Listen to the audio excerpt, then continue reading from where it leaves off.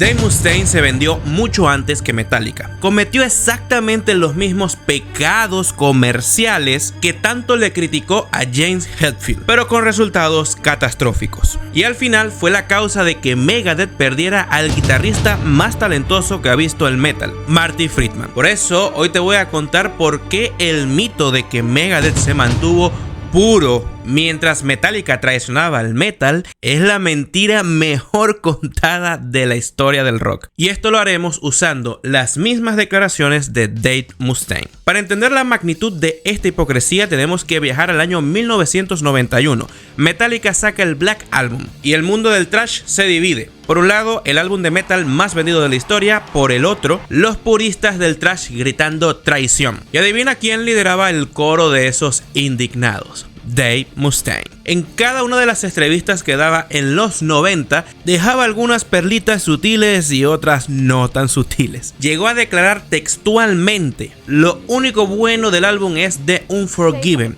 el resto apenas lo pude escuchar. ¿Y qué pasa con todo ese guagua de Kirk Hammett? Mustaine se autoproclamó el guardián del thrash técnico, y mientras Metallica simplificaba sus riffs para sonar en la radio, Megadeth lanzaba Countdown to Extinction y Euthanasia. Excelentes discos, sí, pero con un detalle que los fans prefieren ignorar. Y es que Mustaine, no sé si intencionalmente o porque lo traicionó el subconsciente, ya estaba imitando la estructura de Metallica para buscar discos de platino. Pero lo peor estaba aún por venir. Aquí es donde la historia da un giro tan irónico que parece chiste. Y es que la caída de Megadeth no empezó por la falta de ideas, sino porque Mustaine mordió el anzuelo de su peor enemigo, Lars Ulrich. A finales de los 90, en la era de Load y Reload, donde Metallica tocaba rock alternativo y se cortaron el pelo, Lars Ulrich dio una entrevista y con la típica arrogancia que tiene, dijo que Mustaine era un tipo realmente talentoso, pero muy predecible y que nunca tomaba riesgos.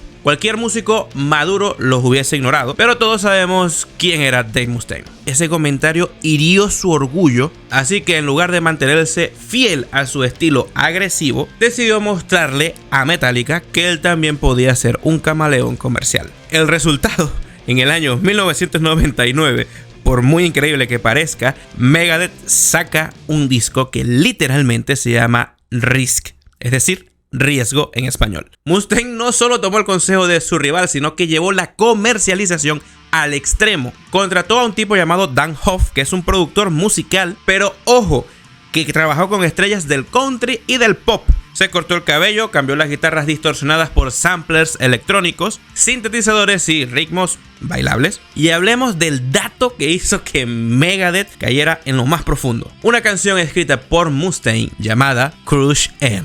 Y su objetivo no era música para los metaleros. El mismo Dave Mustaine confirmó que era una canción que él escribió para que sonara en la radio. Una canción para que sonara en los partidos de la NHL y en los eventos de lucha libre. Quería el éxito de un hit pop rock. Entonces tú te preguntas, ¿cómo pasamos de esto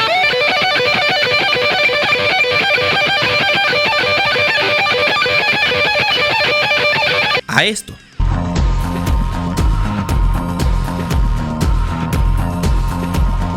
Así que el mismo tipo que se burló del giro comercial de Metallica, que tanto criticó el Black Album, acabó creando un disco de rock alternativo solo para demostrarle a Lars Ulrich que él también podía tomar riesgos. Sin embargo, perder la identidad musical es una cosa, pero traicionar a tus propios hermanos es algo muy diferente. Y aquí es donde este viaje se vuelve realmente trágico, porque esa obsesión de Mustaine cobró una víctima inocente, la agrupación de la era dorada de Megadeth. Para cualquier fan de la guitarra o del metal, la dupla de Dave Mustaine y Marty Friedman es sagrada, porque Friedman no era solo un empleado como tal, sino era el alma melódica de la banda, el genio detrás de toda la hermosura del Rust in Peace. Y este es uno de los secretos más sucios de la historia de Megadeth. Marty Friedman compuso un solo melódico y completamente espectacular para una canción llamada Breadline.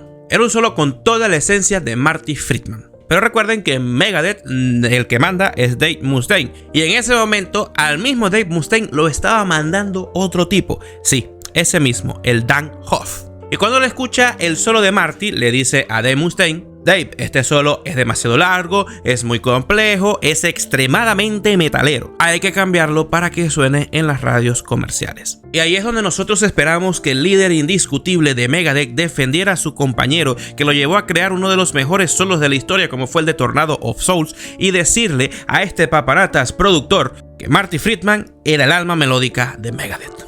Bueno, no fue así.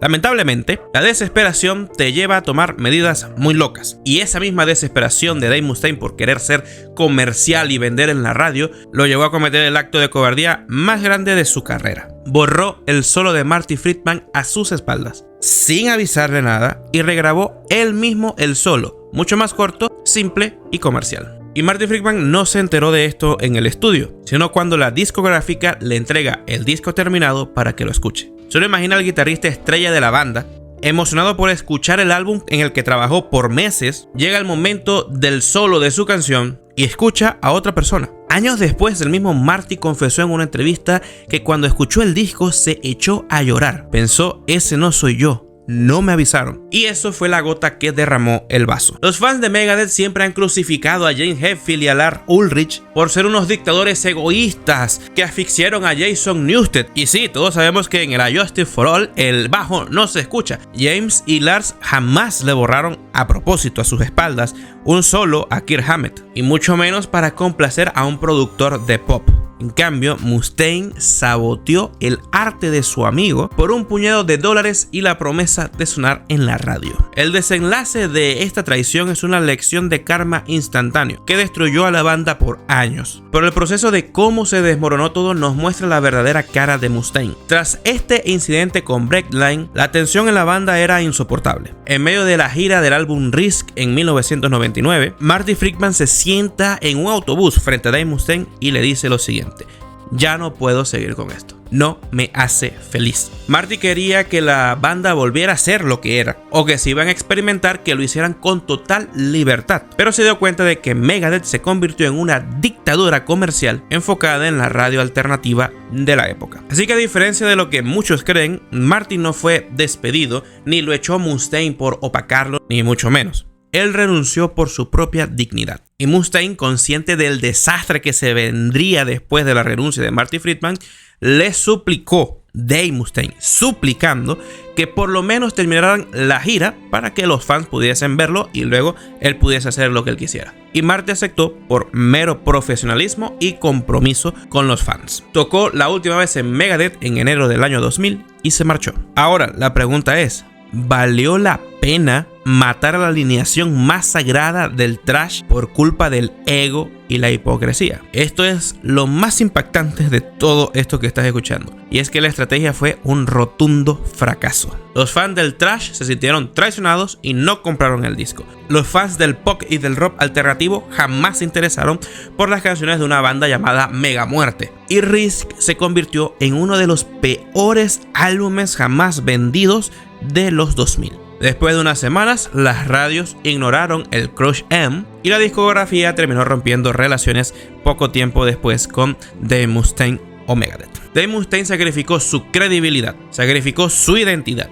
sacrificó al mejor guitarrista para mí del metal, imitó a sus peores enemigos y todo para nada. Quedaron en la escena subterránea. Pero ya va, aquí hay algo raro.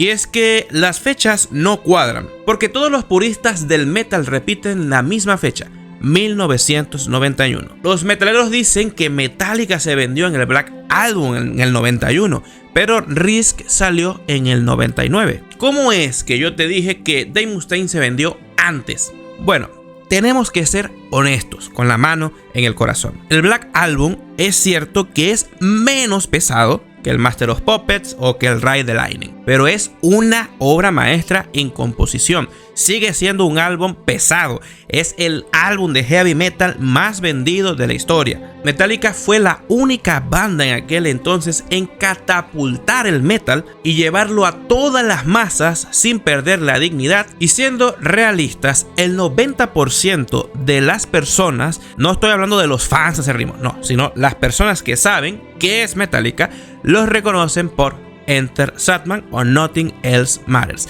Enter Sandman es el sonido Metallica, la canción de metal más escuchada de todos los tiempos. Esa es una identidad y ellos jamás ni nunca se han avergonzado del Black Album, a diferencia de Dave Mustaine, que sí se avergonzó del disco Risk. Pero la verdadera caída, el momento donde Metallica realmente traicionó su identidad, fue en el año 2003 con el disco Saint Anger, que es un disco básicamente de nu metal. Nada que ver ni con el thrash, ni nada que ver con el Black Album. Era un álbum sin solos de guitarra y con una batería horrible que parecía una lata de una cacerola de cocina. Y aquí es donde la hipocresía de Dave Mustaine se vuelve realmente ridícula, porque yo logro entender por qué algunos fans muy acérrimos de esos comegatos te dicen que Metallica se vendió con el Black Album. Pero vuelvo y repito, esa se transformó en la identidad de Metallica a lo largo de muchísimo tiempo. Y tú comparas esto con el Saint Anger, que es un disco malo. Entiendes que esto es un disco malo hecho para venderse, para adaptarse a los años 2000, donde lo que sonaba era Slipknot, Linkin Park, Korn y Deftones. Pero antes de que Metallica diera ese paso en el año 2003, el disco Risk sale en 1999, 4 años antes. Pero Dave Mustaine, años más tarde, cuando vio que la soga le llegaba al cuello, empezó a pedir disculpas. Declaró que Crush fue un error, que nunca debió salir bajo el nombre de Megadeth y que todo fue culpa de los ejecutivos y del productor. Es decir, que cuando el plan comercial funcionaba en su cabeza, él era el líder de todo. Pero cuando fracasó, la culpa fue de los demás. Y al final del día, la historia del metal es justa cuando se miran los hechos y no el fanatismo. A mí me encanta Dave Mustaine. De hecho, considero que es mucho mejor compositor que James Hetfield. Es un músico extraordinario, un guitarrista revolucionario y el creador de varios de los mejores riffs de toda la historia del rock o del metal. Incluso en el 2016 saca Dystopia, que no es una canción de por sí considerada pesada, al menos para mí. Y a mí me gusta mucho esa canción. Y me sorprendió que fuera de Megadeth, y me encanta. Pero es porque me gusta la música y todo lo que tiene que ver con la guitarra en general. El problema es que los fans acérrimos del metal no lo van a ver así. Y lo entiendo, esto está bien, porque en realidad a mí tampoco me gustaría que de la noche a la mañana Slash, que es uno de mis guitarristas favoritos, empezara a tocar thrash metal, porque perdería su identidad. Pero la narrativa de que Dave Mustaine es un santo incorruptible del metal es una pantalla de humo. Todo lo que criticó de Metallica, él lo hizo peor. Y la única diferencia es que Metallica vendió millones y Dave Mustaine fracasó. Y lo bueno de todo esto es que no nos vamos a quedar solo con lo malo. Afortunadamente, Dave Mustaine, después de 4 décadas, no importa el tiempo, pero luego de todo esto, enterró definitivamente su guerra contra Metallica, que superó esa animosidad y que ahora llevan una relación, si bien no son mejores amigos, pero una relación sana. Incluso mencionó que a veces siente nostalgia por esos momentos en los que componía riff junto a James Hetfield. Incluso mencionó la idea de hasta una posible gira juntos. Así que basta de las discusiones de quién es mejor, de quién es peor, de quién se vendió. Metallica es, a nivel de números, la banda de metal más grande de la historia. Megadeth, si bien no vendió ni alcanzó esa popularidad que sí tuvo Metallica, es una banda icónica con, para mí, el mejor solo de la historia del metal, que es Tornado of Souls. Incluso el riff como tal me parece uno de los mejores y sencillamente hay que disfrutarlas. Aún así, sí considero que existe un día en el que Megadeth sepultó por completo a Metallica. Y en este video te explico cómo fue y cómo ocurrió. Así que ve a verlo ahora.